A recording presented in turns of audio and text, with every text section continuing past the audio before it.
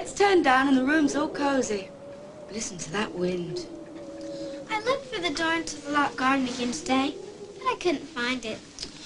Why trouble yourself when there's so many other gardens you can go and play in? I like to know about things. Why was that garden locked up? But for that garden, Mr. Archibald wouldn't be the way he is. What do you mean? You'll not repeat what I tell you. You know I have no one to talk to except you. All right, then. But mind you, I'm only telling you what Mrs. Medlock said, because this happened long before I came to work here.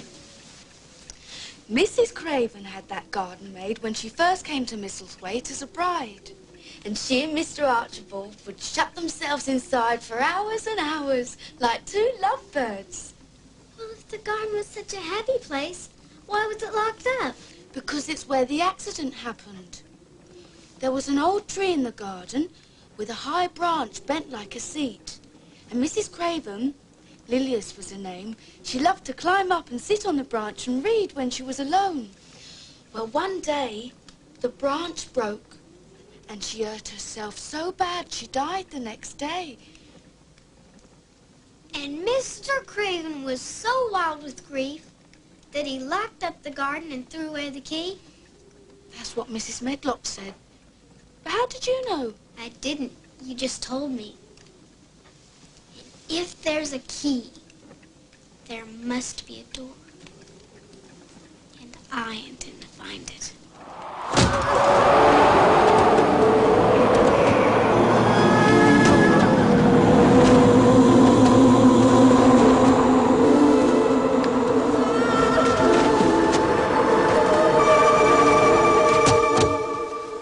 Someone must have left a door open downstairs to cause such a terrible draught. You heard it too, didn't you? I heard what?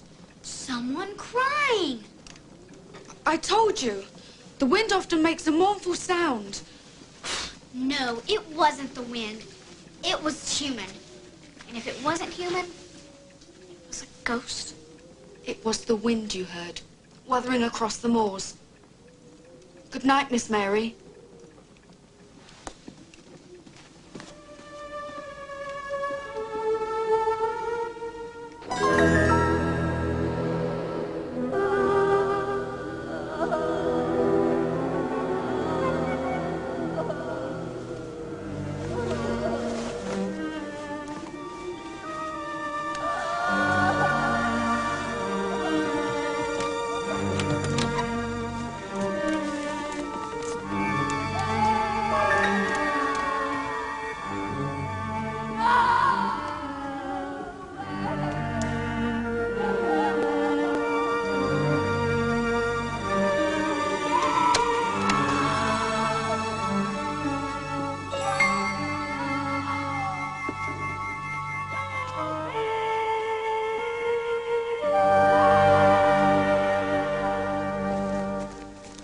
Mr. Witherstaff.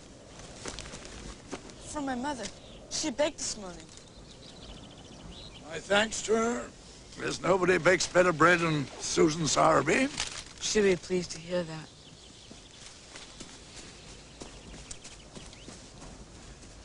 And not a day she don't go looking for the door into the locked garden. But she'll not find it. 'Tis better so. Have you ever been in the garden, Mr. Witherstaff? We'll not talk about that garden. Well, Miss Mary won't give up. There's a stubbornness in her. But there's also a need. I'm off. See you about, Mr. Witherstaff.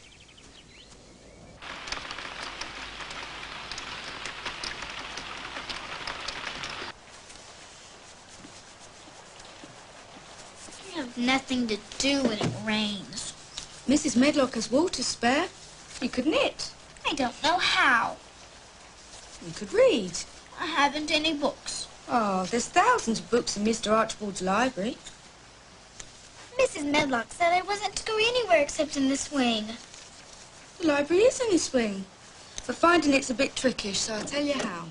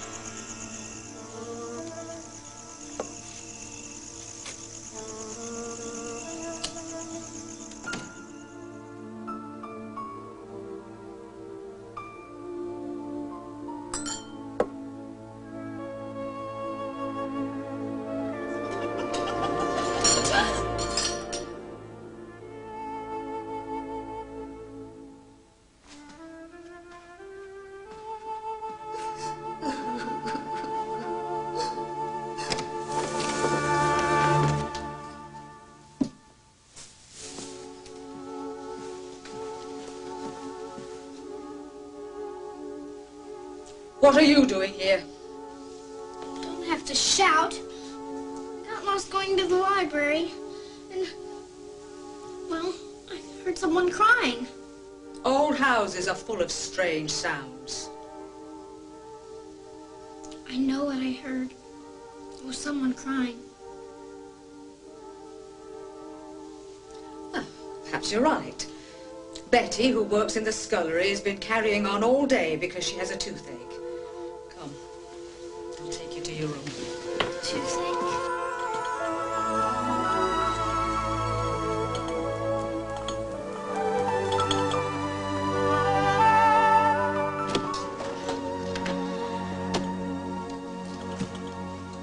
Morning, miss. Who are you? Betty. It's Martha's free day and she's gone to the cottage to give her mum a hand. Is your toothache gone? Toothache? The toothache you didn't have. Betty, cook, wants you with the scullery. It's terribly muddy out because of the rain. I thought we'd go into the village this morning and buy you a sturdier pair of shoes. It'll be a nice little outing for you as well. I know you're lonely. When Mr. Archibald comes back, I shall speak to him and ask him to get a governess for you. I had governesses in India.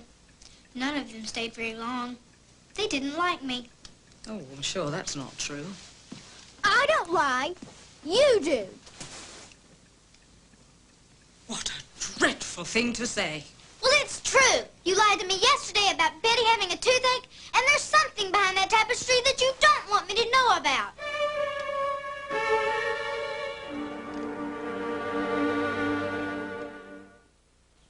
7, 8, 9, 10, 11, 12, 13, 14, 15, 16, 17, 18, 19, 20, 21, 22, 23, 24, 25, 26, 27.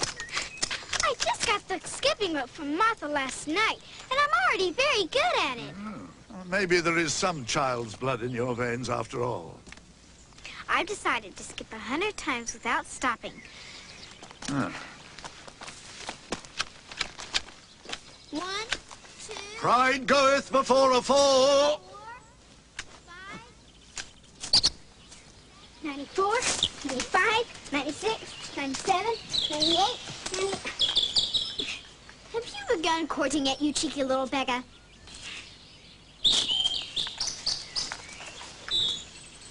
Are you looking for food?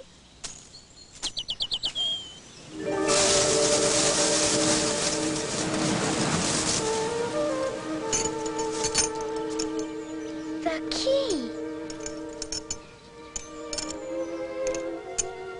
And if there's a key, there must be a door.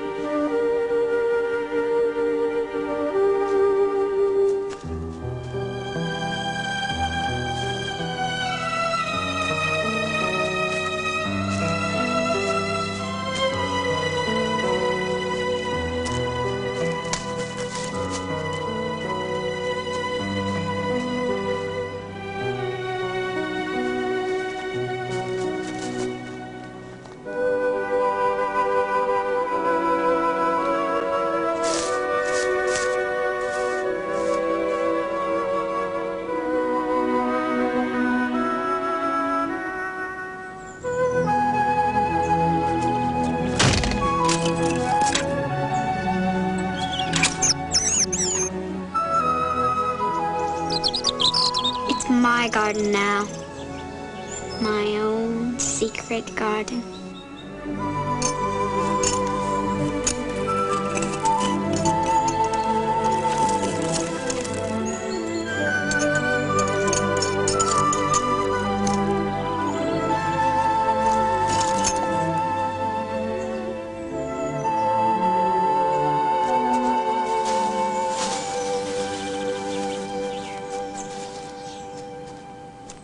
Is Dickon good at making things grow?